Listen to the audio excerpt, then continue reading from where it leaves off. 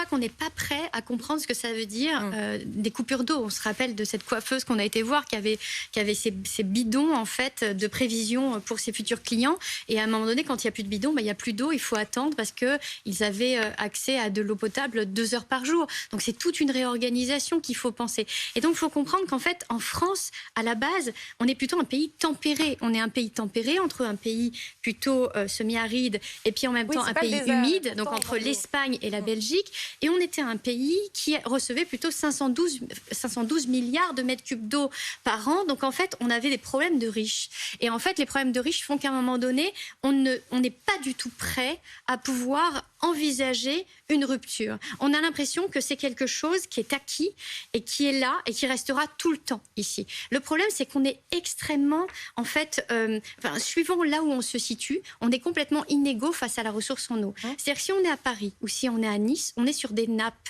fossiles ou des nappes importantes qui peuvent tenir 10 ans, 20 ans, 30 ans.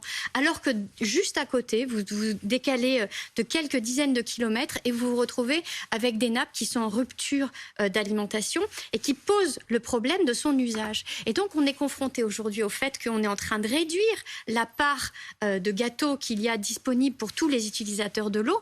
Et donc, ça veut dire qu'il va falloir faire des choix. Pour l'instant, on fait des choix en phase de gestion de crise. Donc, on regarde le lac de Serponçon, on se dit qu'est-ce qu'on fait? Est-ce qu'on fait des lâchers de barrages parce qu'on a besoin d'électricité, parce qu'il faut bien tenir sur le plan sanitaire ces canicules et que pour le moment, on n'a pas trouvé de solution magique à part les climatiseurs, ne serait-ce que pour les hôpitaux ou pour toutes les personnes fragiles. Donc, en fait, on est dans un système un peu délétère dans lequel on s'est embarqué.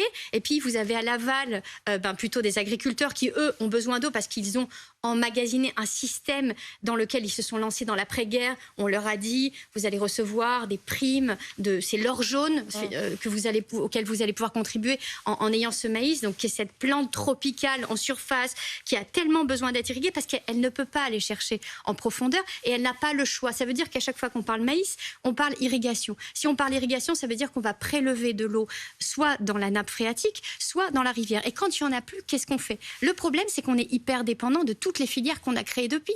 Parce qu'il y a 70% qui vont directement pour la question du bétail.